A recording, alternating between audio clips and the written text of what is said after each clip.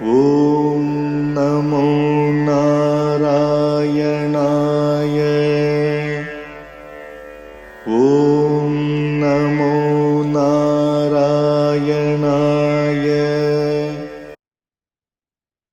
Asmad Gurubhyo Namaha, Asmad Parama Gurubhyo Namaha, Asmad Sarva Gurubhyo Namaha. So continuing on with Vedartha Sangraha Ramanuja, translated by Rajagopal Iyengar. And we just finished the first part. We were discussing about Tattvamasi in Chandogya Upanishad.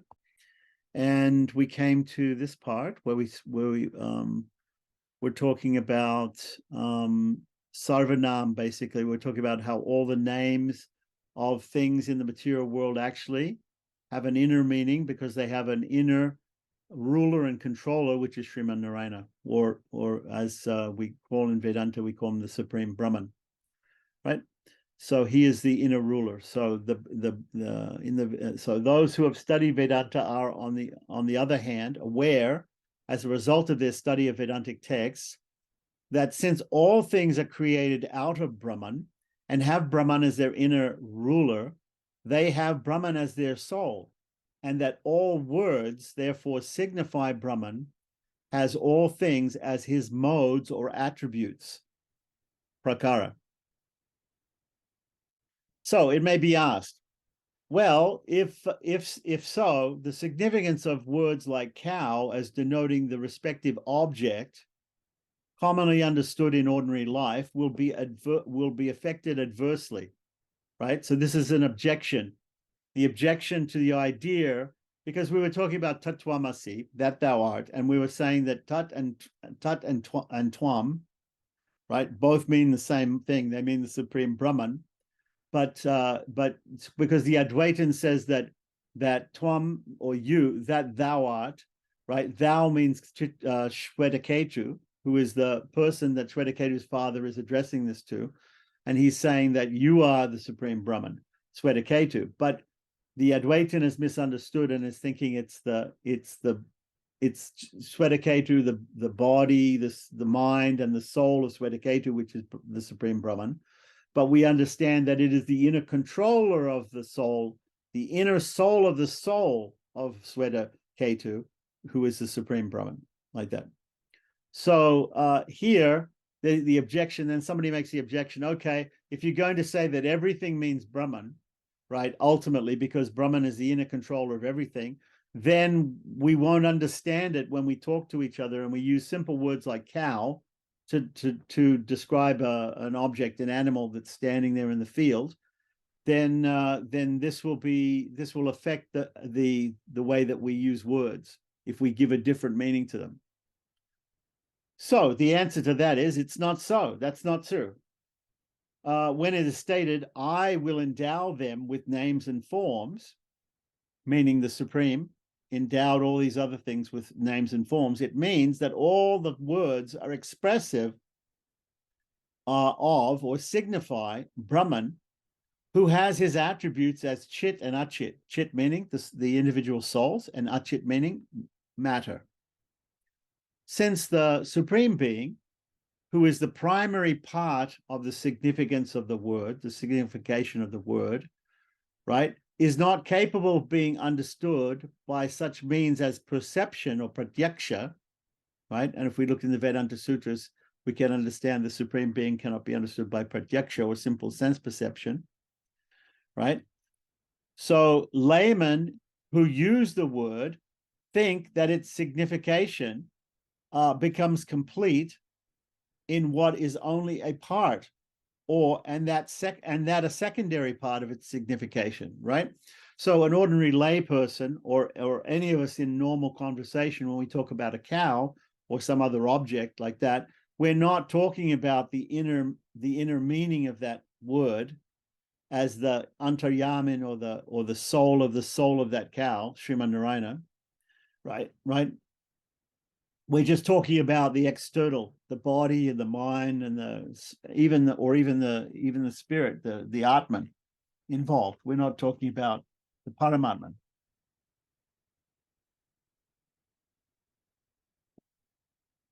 By the study of Vedanta, the knowledge of the signification becomes complete. So when we study Vedanta, then we understand the doctrine that tells us that ultimately the Supreme is the soul of all things, both Chit and Achit, both living, sentient, and non-sentient. All things are only Vedic. After creating all things as before, all words employed in the Veda, by the study of Vedanta, the knowledge of the signification becomes complete. Thus, all words employed in the Veda, point to their respective meanings, ending with the Supreme Being, ultimately leading us to the Supreme Being. All words are only Vedic.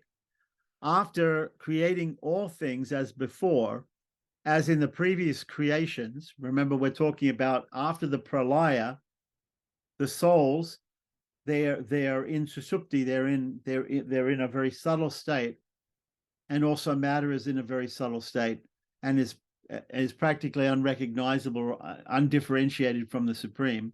And then the Supreme again makes the creation in which we see all the variegated names and forms of Chit and Achit, or sentient and non-sentient beings. So all words Vedic. After creating all things as before in the previous creation, as in the previous creations, the Supreme Brahman took the words again and again from the Veda and employed them as names to denote those things, as so their ultimate soul, that is, the Supreme Being. So Manu says, here's a quote from Manusmriti 120. He, the Supreme Being, created the names of all things, their varied activities, and also their specific forms, samsta, from the words of the Veda, from the words in the Veda. The word samsta in the sloka means forms or configurations. Likewise, Bhagavan Parasara in the Vishnu Purana, right, says, he, the Supreme Being, established at the beginning the names and forms of all beings, such as gods, and all activities, only from the words in the Veda. So we don't need really that quote from Manu. We can go with this quote from Vishnu Purana also, which is from Vishnu Purana 1563, where Parasara, the father of Vedavyasa, who has written Vishnu Purana, says, the Supreme Being established at the beginning, means at the creation, the names and forms of all beings, such as gods and all activities, only from the words of the Veda. So also in the Shruti, in the Taittiriya, the Taittiriya first Anuvaka of the Taittiriya means probably, have to look that up, but we'll see exactly whether it's from Taittiriya Samhita or from some other part of the Taittiriya Krishna Veda. So also the Shruti, this says, the Supreme Being created the sun and the moon as before. The meaning is, having created the sun and the like as before, he gave them also names as before. In this way is explained the statement that the world is none other than Brahman. From this, it is clearly understood how by knowing the One, all things become known. Since all things are the effects or modifications arising out of Brahman, they are real, only insofar as they have Brahman as their soul, and in no other way. That is why it is said, quote, that is truth, reality. In the same way, as in the illustrative example, all modifications arising out of mud or clay are true only in as far as they are mud or clay. Here's some notes. Among the passages in the Upanishads which are referred to, that refer to Brahman, some are called causation texts or karana vakyas. Vakya means a text or what is spoken, and karana means causation. It means creation or causation. Remember, we talked about Upadana Karana and Nimitta Karana. Upadana Karana is the material cause, and Nimitta Karana the efficient cause of this this universe of Chit and Achit, sentient beings. So one such is the passage which begins with Sat, or reality alone, my dear, existed in the beginning. It willed to become many. Other passages explain the nature of Brahman. Who is the cause of the world. These are called clarifying texts. So we have causative texts or causation texts, Karanavakya, and we have this Sodakavakya, clarifying texts. An instance of this type of text is in the Taittiriya Upanishad, which describes Brahman as reality, consciousness, and infiniteness. Satyam Jnanam Anantam Brahma, like that. Right? Hitherto, Ramanuja has been discussing the real significance of the causation texts. He now proceeds to examine, in the same way, the real import of the clarifying texts. So up until now, Ramanuja's been explaining the real meaning of text of Karnavakyas. And now we're going to hear the real meaning of the Sodakavakyas. The clarifying texts also make the nature of the Supreme Brahman clear by describing him as free from faults or imperfections and as the treasure house of all good qualities. Even if the words truth, consciousness, and infiniteness are understood as signifying the opposite of all those qualities, since difference, attribute, and or particularity cannot be avoided in deciding the oppositeness of the respective quality, a thing which has no difference or particularity, Veda, difference, cannot be proved as existing. So what Ramanuja is saying is, there is no such thing that doesn't have, he's saying it in a sort of double negative way, there's no such thing as something that doesn't have any difference or any beta or any particularity in it, or any quality. There's no substance without an attribute. So note here, from now on, Ramanuja seeks to show that Brahman, which is stated by the Advaitins to be without any attribute, difference, or particularity, beta, cannot be proved to exist as such. So Ramanuja is basically saying the fundamental axiom, the fundamental definition of Brahman given by the Advaitins is faulty, because they say that Brahman is nirguna, but we had that other word there, nirvikara, right? Without any attributes at all, without any qualities or attributes. We cannot accept this as a real meaning. Now, so if we actually see the words nirvikara or nirguna somewhere, we have to have a different explanation. We have to have a true explanation, a real understanding or interpretation of what those words mean. Because the Advaitins, simply taking them literally, nirguna, no qualities, nirvikara, no attributes, right? We can't take them literally. We have to understand them as having no material attributes, having no negative attributes, having all auspicious qualities, infinite auspicious qualities, ananta kalyana gunas. So the words Ramanuja has in mind and does not state are those in the clarifying passage. Brahman is truth, satyam, reality, consciousness, jnana, and infiniteness, anantam, in the Taittiriya Upanishad. So in the Taittiriya Upanishad it says, satyam jnanam anantam brahma. Right? What do these words mean? Advaitins who deny difference, particularity, or any positive attribute in Brahman explain the words thus. Brahman is said to be truth or reality. It means that Brahman is other than the untrue or unreal. Brahman is the non-existence of unreality. These are all double negatives, right? The non-existence of unreality, instead of trying to explain reality. When Brahman is said to be jnana or knowledge, the meaning is that it is other than unconsciousness. Infiniteness means the opposite of finiteness, or non-existence of finiteness. These three words do not, according to them, the Advaitins, mean three different qualities or even three different aspects of Brahman. They refer only to the non-existence of three things and therefore signify only the same unity, right? So the Advaitins are really juggling words here. They're really mixing words up here and concepts. They're saying these three things, reality, consciousness, and infiniteness, right? Satyam, Jnanam, and Anantam. These are not qualities or modes of Brahman or attributes, right? They're simply saying that Brahman doesn't have the negative of these things. It's a very weak argument, and it's really illogical, but that's how they interpret it.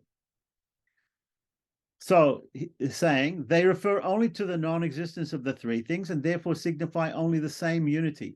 This is what the Advaitin says. The absence of a pot, the absence of a cloth, and the absence of a dish, and so on, do not signify three or more positive entities, but only a single unity. Right? So if we have clay, the fact that there is no dish, there is no pot, there is no cloth, right, means there's only clay. That's what, similar thing to what the Advaitins are saying here. Ramanuja presumes that the reader knows the Shruti. He presumes that we know all these Upanishadic texts, what the Advaitins call Mahavakyas, and the meaning given to the passage by Advaitins, and proceeds to criticize their interpretation. So Ramanuja, he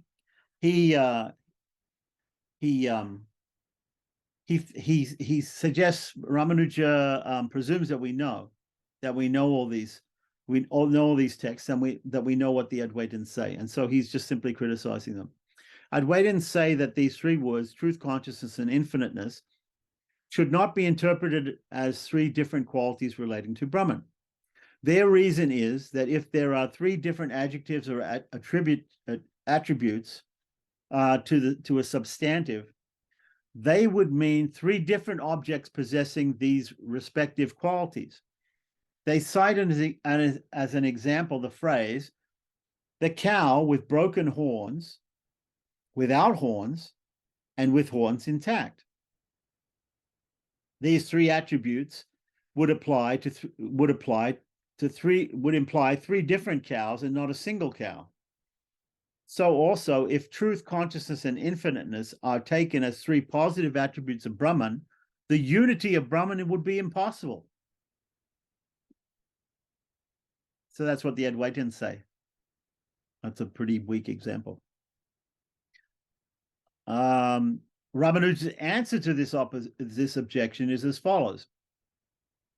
It is only if the three attributes are opposed to one another, right? As in the example cited by the Advaitins, that the substantive will have to be three entities, right? So let's have a look at that example the Advaitins give again. A cow with broken horns, a cow without horns, and a cow with horns intact. If the cow has broken horns, then the cow's horns can't be intact. They also can't be a cow without horns. So none of these cows can be the same cow. Whereas Brahman can be the same if it has the qualities of truth, consciousness, and infiniteness, because truth, confidence, and these are not opposite things, right? You can have truth and at the same time have consciousness and at the same time have the attribute of infiniteness. So Brahman this is not a proper example then, right? That the Advaitins are giving, this cow example with the horns. So Ramanuja's answer to the objection is if it is only if the three attributes are opposed to one another. That's the point. As in the example cited by the Advaitins, that the substantive will have to be three entities. But if there is no mutual incompatibility among the attributes, the unity would not be affected. For example, if it is said, the young, dark-complexioned, red-eyed Devadatta, a single Devadatta is meant, right? a single Devadatta may have all the three attributes. He may be young, he may be dark complexion, and he may have red eyes, as they do not contradict one another. That's the point. So back to the text. The Advaitins might raise the following objection. Well, when it's declared that Brahman is mere knowledge or consciousness, the conclusion is inevitable that it has no attributes or particularities like knowledge. Right? That's a very strange sentence. So we say that Advaitin is saying that when Brahman is declared to be knowledge, to be not just be mere knowledge or consciousness, then the conclusion should be, right, that it doesn't have any attribute, or like knowledge, like having knowledge as an attribute. It's just pure knowledge. It doesn't have knowledge. It cannot therefore be stated that Brahman, who is knowledge, possesses knowledge as a quality. How can knowledge, which is Brahman, be said to possess knowledge as an attribute? This is the Advaitin's question. This objection does not hold good. Words denoting attributes and which distinguish an object signify also the object through the attributes as seen in the words like cow. So the author of the sutras, right, meaning Vedanta Sutras, says, since it possesses that quality as its essence, that is knowledge, it is the Atman. The Atman, is called by that name, as in the case of Prajna. Since Brahman, who is referred to as Prajna, the wise one, Brahman the wise, he who knows all and sees all, the one who knows all is alone called, quote, truth, knowledge, and infiniteness, because he has knowledge as his essential quality. The Sutrakara, meaning Vedavyasa, says also, this is not improper, as the quality in question lasts as long as the self exists. By the attribute knowledge, Brahman's nature is also indicated. It does not mean that Brahman is mere knowledge without the attribute of knowing. It is, if it is asked, how is this learned? The answer is that it is learned from hundreds of Vedic texts like the following.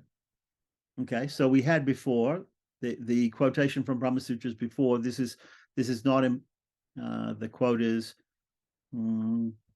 up here. Since it possesses the quality, that quality as its essence, that is knowledge, the Atman, is called by the name, as in the case, Prajna, meaning the wise one, right? And that's a quotation from Brahma Sutras 2.3.29. And we also had a quotation up here. This is not improper, as the quality in question lasts as long as the self exists. And that's from Brahma Sutras 2.3.30, the very next sutra. So, if it is said, how is this learned? The answer is that it is learned from hundreds of Vedic texts like the following, right? And so now we're getting some actual quotations from the Upanishads. From Shvetashvatara Upanishad 6.8, he who knows all and sees whatever is in all, and such others as indicate Brahman as the knower. From Brihad Aranyaku Upanishad 4.14, his might is declared to be supreme and varied, and his knowledge, strength, and action are natural to him. Right? So again, these are all quoted in the Upanishads. But the Advaitin doesn't like these because they are beta shrutis. They show difference in Brahman. So by what means can, oh, I see. So that was 2. That was the one actually. That was actually Shvetashvatara Upanishad 6.8. And the third one, first was Mundaka Upanishad 1.19. The second one was Shvetashvatara Upanishad 6.8. And then coming up, we have Brihad Aranyaku Upanishad 4.14. By what means can one know the knower? Since knowledge is only an attribute, it cannot be proved to be also a thing. Therefore, the words truth, knowledge, and infiniteness denote only Brahman, who is qualified by attributes like knowledge, signified by these words. Note, Prajna, or Brahman, is called Ananda, or bliss, because bliss is an essential attribute of his. Okay. So the meaning of samanadikaranyam, or coordination, as in Tattvamasi, that thou art. Right? So we have now going to have some more about Tattvamasi. Note, so far Ramanuja has been arguing that the Shrutis give plenty of evidence for a Brahman with attributes, a Brahman that knows, and not a Brahman without any attributes, a Brahman that is mere consciousness, which is conscious of nothing. He now points out that a Brahman that knows, and not a Brahman without any attributes, a Brahman that is mere consciousness which is the conscious of nothing. He now points out that grammatical coordination, or apposition, when nouns are in apposition, which is called technically samanadikaranya, as understood by grammarians, agrees only with his interpretation of Tattvamasi, that thou art, as given on page 54, and that the Advaitic interpretation is unwarranted. So, if it is said that thou art, the two words that and thou lose their primary meaning and declare only the pure object without any adjuncts or attributes, there will also be the fault of ignoring the primary or direct meanings. The Advaitin might say, since the aim of the sentences is only to show that the two are one, the indirect interpretation or figurative interpretation of the word lakshana is not faulty. For example, in the statement, this is that Vedartha, the word that denotes Vedartha, related to a particular place and particular time, and the word this Vedartha related to a place close by and at the present time. The unity or oneness of Vedartha is thereby indicated. Here, it is impossible that the same person should simultaneously appear to be related to places and times opposed to one another. Therefore, the two words establish only the mere object Vedartha and its oneness. But this argument of the Advaitin cannot be accepted. Even in the statement, this is that Vedartha, there is no trace of indirect signification or lakshana, as there is no objection to the primary or direct meaning being taken. Remember that we take a secondary meaning only when there can be a challenge to the primary meaning. There is no inconsistency in the same object or person being related to two actions, one in the past and another in the present, right? They're not contradictory, right? So in the declaration that the object, which is related to a past action and to a present one, is only one, there is no absurdity or objection, as the object's existence in another place was in the past, and its existence in the immediate neighborhood is in the present. The opposition between the past and the present is removed by the difference in the time, even if indirect signification is admitted to exist. The opposition is removed by the indirect signification being taken of one only of the two words. But we maintain that there is no indirect signification at all in it, since what is connected with one place in the past may, without any contradiction, be connected to a different place at the present. In the same manner, here also, it has been pointed out that there is no contradiction or inconsistency in the Supreme Brahman, who is the cause of the world, being also the soul of the jiva, or the individual self, as his inner ruler. By grammatical coordination is understood only the identity of two things with their respective attributes as they are, and not bare identity, which is arrived at by ignoring the attributes. Those who know the meaning of grammatical coordination declare that it exists when the words expressive of different meanings apply to the same object. It is this kind of identity that is proved by us. So when we say the Emperor Ashoka, this is a note, there is grammatical coordination and apposition between the words emperor and Ashoka. The two words have different meanings. The one who was an emperor and the one whose name was Ashoka.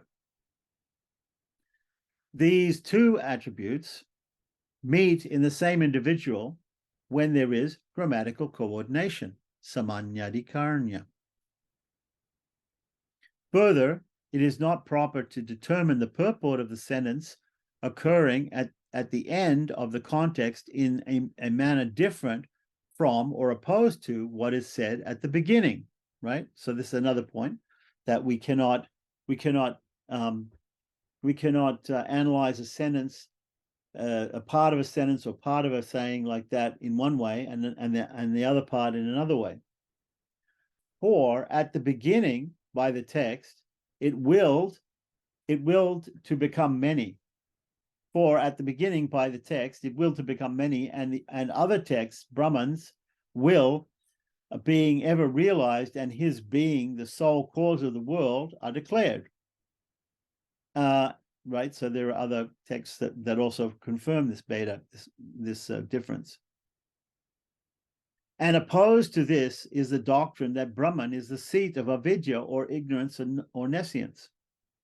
The Advaitins hold the view that Brahman is pure consciousness without any difference or particularity or attribute, and that it sees the manifold world appearing illusorily over itself, owing to its contact with avidya, or ignorance.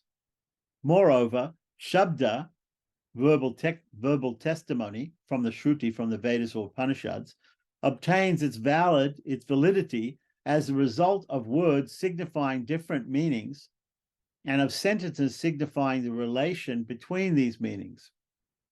Therefore, Shabda or Shruti, the words of the Upanishads, are capable of signifying objects without differences or particularities, and cannot be the authority for the existence of an object without particularities. Nirvishesha vastu. Right? So there, again, nirvishesha vastu, that also doesn't exist. There's no such thing, right? As something, as an object without any attributes. Words like without particularities signify an object understood as qualified by some attribute or particularity, as being without particularities understood as existing in other objects, right? So when we say something is without particularities or without attributes, we are actually saying it has that attribute of having no attributes. Otherwise, they can signify nothing. Words which are constituted of roots and terminations, prakriti and pratyaya. Okay, so these are grammatical terms, prakriti and pratyaya, right? They're not talking about prakriti in the sense of material nature, but they're talking about words in grammar, in Sanskrit grammar. You have roots, for instance, of verbal roots, or you have stems of nouns which have endings put on them, which are called pratyayas. They're also, but verbal roots and pratyayas are verbal endings here, right? Imply through them many particularities and attributes, and much truer to this of sentences, as they signify the connection existing among more words than one. Note, among the sources of valid knowledge, or pramana, the following are important: sense perception, pratyaksha, inference, anumana, and shabda, verbal testimony.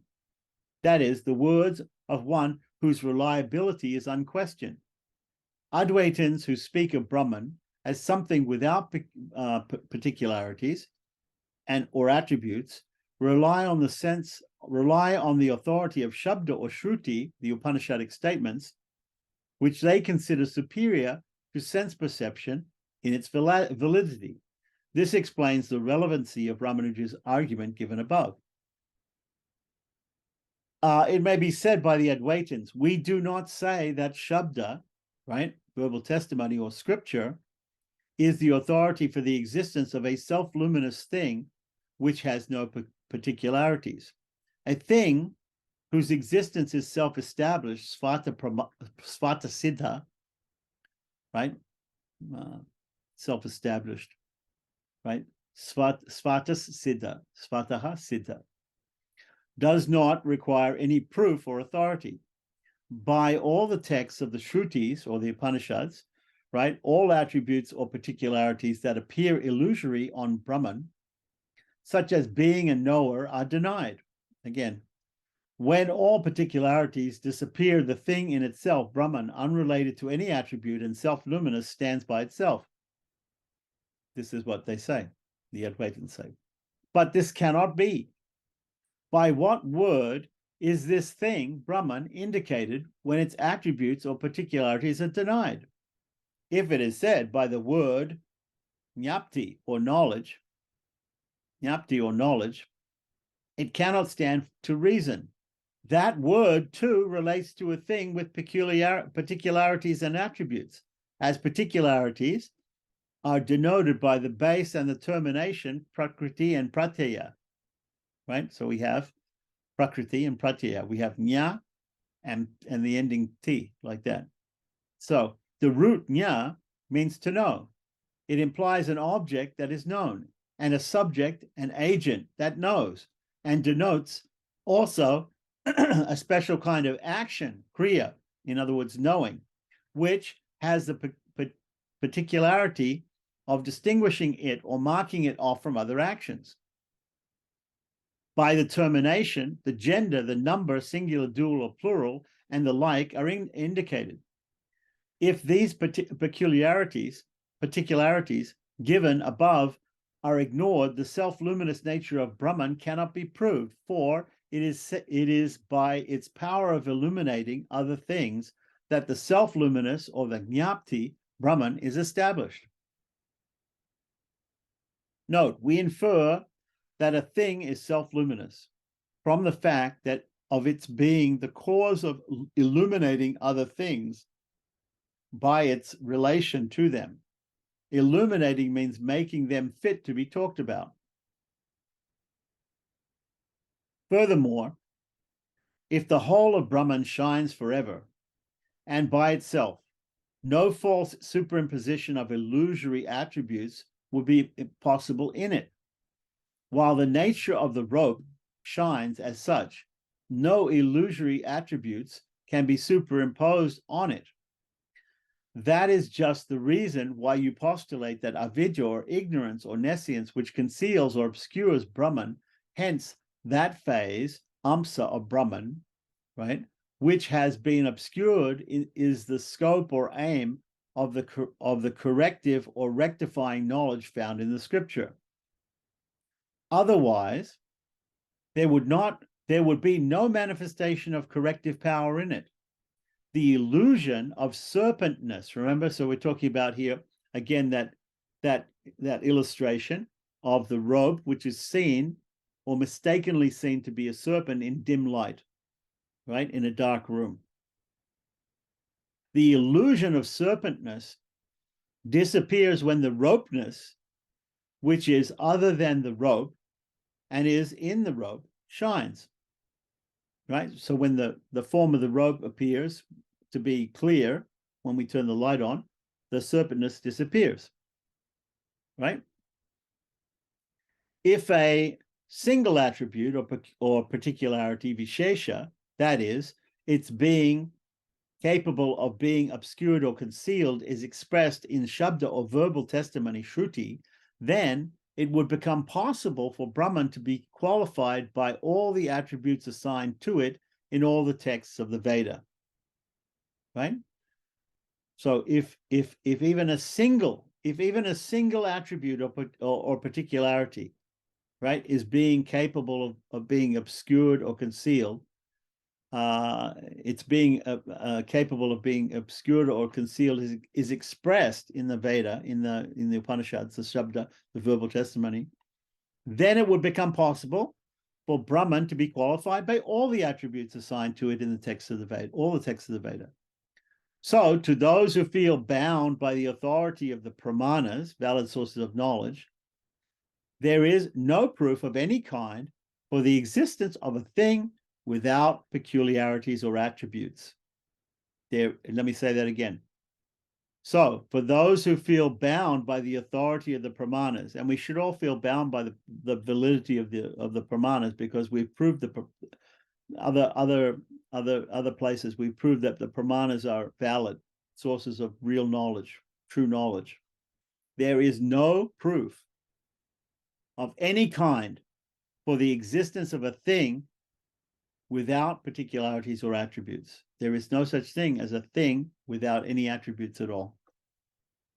So now we're going to talk about, the note says about adhyasa, which means literally superimposition of avidya or ignorance or maya, illusion, onto Brahman, which causes us to see the rope as a snake, right? Adhyasa or superimposition occurs when, on seeing the rope lying on the ground, the illusion is that it is a serpent, occurs owing to some resemblances between the rope and the serpent. The serpent or serpentness is said to be falsely imposed, right? Adhyasa means superimposition. Imposed on the rope. So note 2. Advaitins hold that Brahman is the only reality and that the world of sentient and non-sentient things is an illusion or adhyasa, superimposed on Brahman, owing to the obscuration brought about by avidya or ignorance. So ignorance is obscuring the true knowledge of Brahman, right? And showing us the illusion, which is the superimposition of the world of chit and achit, sentient and non-sentient beings on Brahman. It is, if this avidya or ignorance is removed or dispelled by the corrective knowledge afforded by the Shastras, meaning the Shrutis, the Upanishads, the Vedanta, avidya or ignorance and its obscuration do not exist, and Brahman shines alone, shines forth. Ramanuja asks, however, is it your view that the whole of Brahman, which is self-luminous, is concealed by avidya, or only a part of it?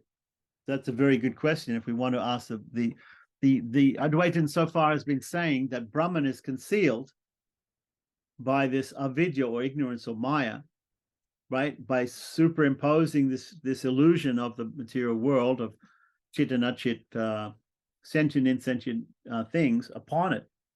But is it imposed upon the whole of Brahman, or is it imposed only upon a portion of Brahman?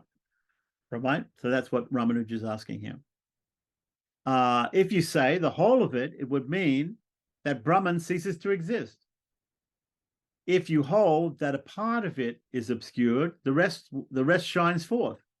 Then Brahman must be considered to have parts, or avayava. Avayava means having parts, not being whole, being whole. And this would mean Brahman with its particularities like parts, savishesha. So Brahman then becomes if you say that only part of Brahman is obscured, that means that there are different parts of Brahman, therefore they have they are differences, and therefore it's Shavishesha, it has parts. If Brahman shines always, then there will be no possibility of illusory appearance, right? When the rope is seen as such, no one would mistake it for a snake, for a serpent, right? So in each one of these cases, the Advaitin's argument is destroyed, is counteracted. So another note, Advaitins maintain that there are 3 orders or degrees of reality. I think we talked about this before: paribhashika, vyavaharika, and paramartika. right? So different 3 levels of satya or satta, right? Or truth, reality. So Advaitins maintain that there are 3 orders or degrees of reality. When the rope is mistaken for the serpent or the snake, the mind or antakarana, the mind, projects for the time being an external serpent, which is later sublated, right? Is later sublated. When we turn the light on, it gets sublated. So that's what they say. That's what the Advaitins say. This they call paribhasika satya. The world is itself a similar projection, but it will last until the end of the cosmic process, right? So it doesn't go immediately, but it goes at the end of when pralaya comes about, when destruction comes about, it's finished. So this they call vyavaharika satya. In mukti or liberation, the world disappears and only Brahman shines alone and without a second. The reality of Brahman is therefore called by them Paramartika Satya. Even in indeterminate perception, remember we said there's no such thing as indeterminate perception. This is called nirvikalpika pratyaksha, the bare understanding that something exists, but not judging it in any way to have any sort of attributes.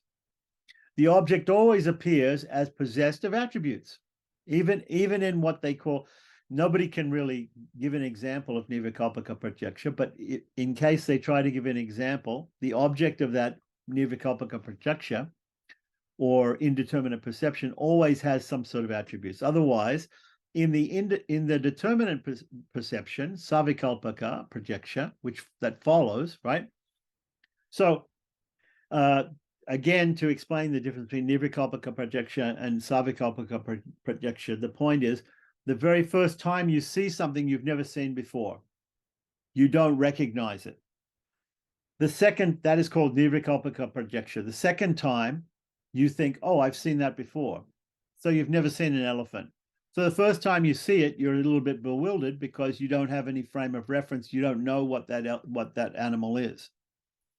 But the second time you see it, you know, okay, that's the thing that I saw before, which somebody told me was an elephant, right? So the first thing is nirvikalpika pratyaksha, just bare perception that something is there.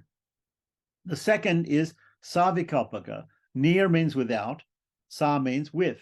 So with determination or without determination. So indeterminate perception, nirvikalpika, with determination or determinate perception, savikalpika pratyaksha. So otherwise, in the determinate perception, savikalpika pratyaksha, that follows after your initial nirvikalpika pratyaksha or indeterminate perception, an object would not appear to be that which was seen before, as when we say, this is that. This elephant, right, was that elephant that we saw before the first time, right? Cowness, they're using cow here. Okay, so cowness, or the distinctive nature of the cow, has the character of a specific or special configuration of the object.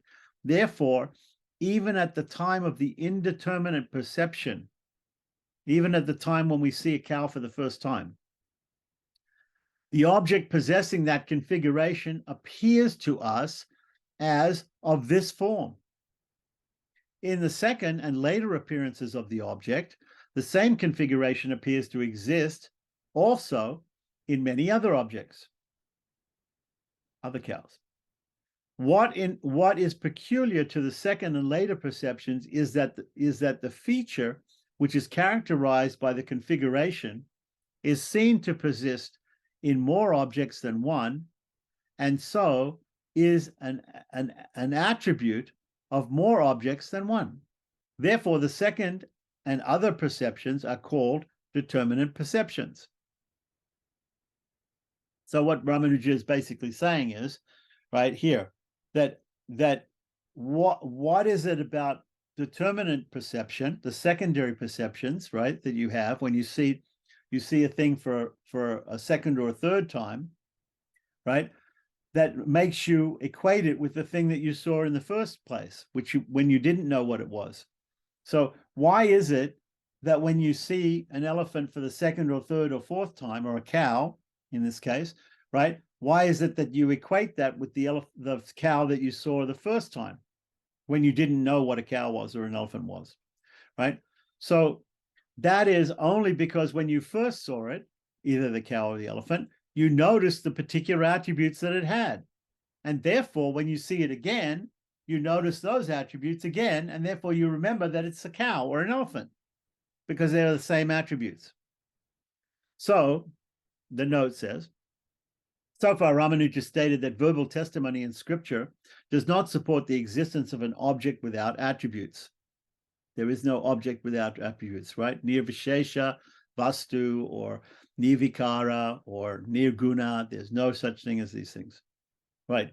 He now states that the existence of such an object is not evidenced by perception, right? The existence of such an object, right? So now what we're saying is the Advaitins say that there's such an object, right? Which Brahman is such an object, is its only nirvikalpaka prajaksha. You only perceive it as a bare perception of being. You cannot perceive it as having any attributes or qualities because it doesn't have any attributes or qualities according to them. It's nirguna, it's nirvikara, right? So the perception of it must also necessarily be nirvikalpaka pratyaksha, or indeterminate perception. So if you say all perception of Brahman must be indeterminate perception because Brahman doesn't have any attributes, right? Then that goes against pratyaksha, which is one of our proofs, one of our pramanas. And therefore you're going against pramanas, not good. So the pramanas, pratyaksha pramana, has never shown us. We've never ever, with our senses, sensed something that has no attributes. Right? Everything that we sense has attributes because our senses pick up those attributes.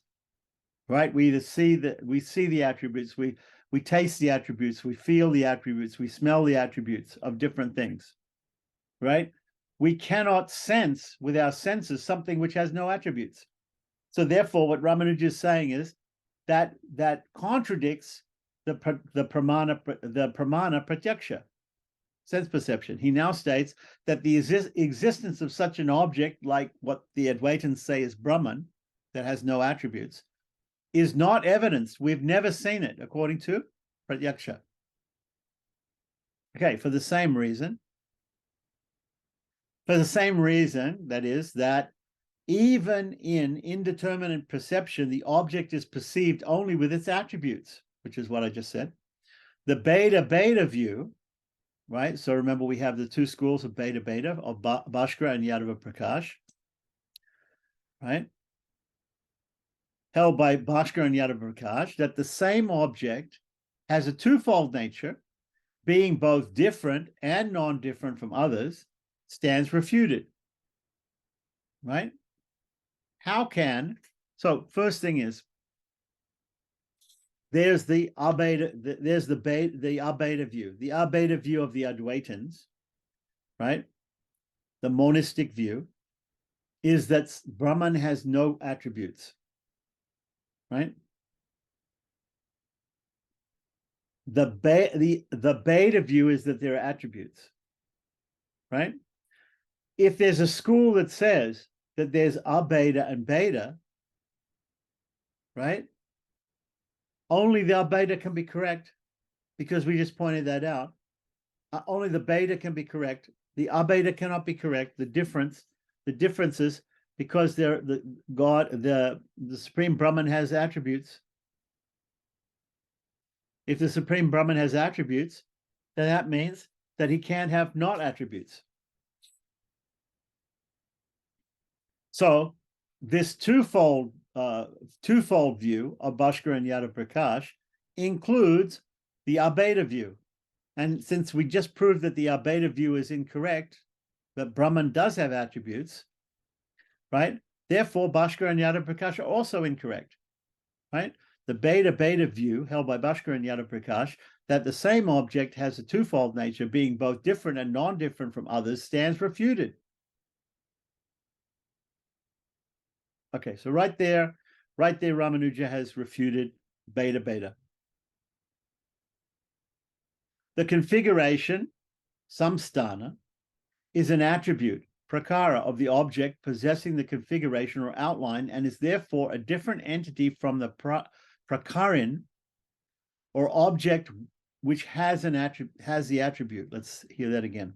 The configuration, samsthana, is an attribute or prakara of an object possessing the configuration or outline, and is therefore a different entity from the prakarin. The prakarin is the one that has the prakara. Prakara is the attribute. So the prakarin is the object, right? The prakarin is the object which has the attribute.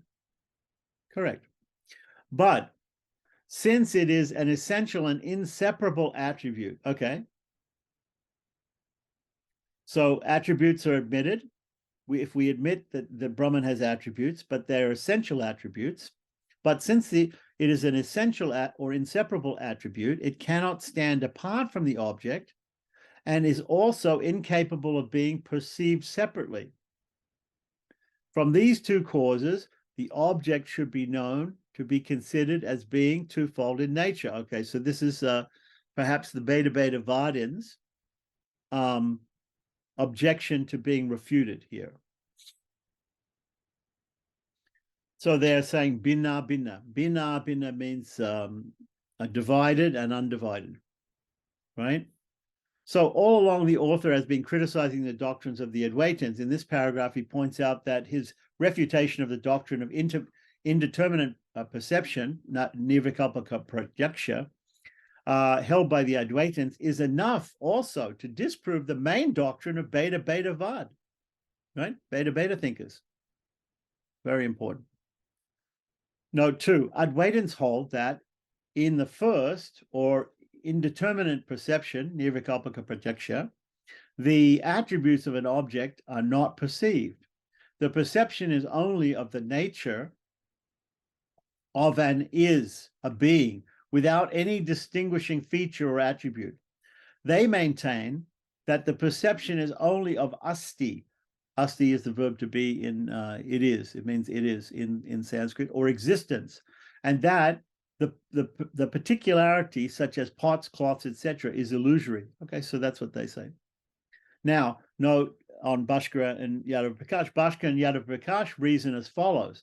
See, I told you that the Beta Beta Vardins are going to make a reply here, which has to be considered. Experience shows that all objects are perceived both as different and non-different. The cow appears to be different from the horse, but it is as much as both are beasts. They are non-different, right? So both are animals. So therefore, they have some similarity. At the same time, a cow and a horse are different animals. Therefore, they're different. Therefore, both cows and horses are different and non-different. Again, between the material cause and the effect, which is made out of it, right? The upadana karana, the material cause, right? And the effect, this material nature, which is made of chit and achit, sentient and insentient beings, right? There are both difference and non-difference. The pot appears different from the mud, from the clay. But we also say that the pot is clay. The two are equated, and this would be possible only if there were no difference, right? So the two are equated, the plate or the pot, which is made of clay, and the lump of clay. They are considered to be the same, but they're also different because they look different. They're different shapes. Right. So that's the reply by the Beta Beta Vardins, right? So they argue further, it's not possible to perceive the individual without at the same time perceiving the genus or the jati. The genus means the individual is born in a particular clan or a particular caste or of a particular species, right? To which it belongs. The two are always seen together. So there is both difference and non-difference between the individual object, vyakti, right, and the genus jati. Jati means to be born, when you're born, a particular genus or a particular species, right, to which it belongs, or caste. Like further, the same word denotes both the individual vyakti, right? Individual object, vyakti, and the genus jati. When we say the cow, it refers to the cow with horns, the cow without horns, and the cow with broken horns, while it denotes also the genus, just any cow, the particular caste of cow or the particular species of cow, cow. So the individual and the genus are both different and non-different. Ramanuja's answer is that because the same word expresses both the individual and the genus, it does not follow that there is no difference between them. It only shows that the genus or the configuration, samstana, is an attribute inseparable from the individual, and not that the attribute is the same as the object possessing the attribute. Om Namo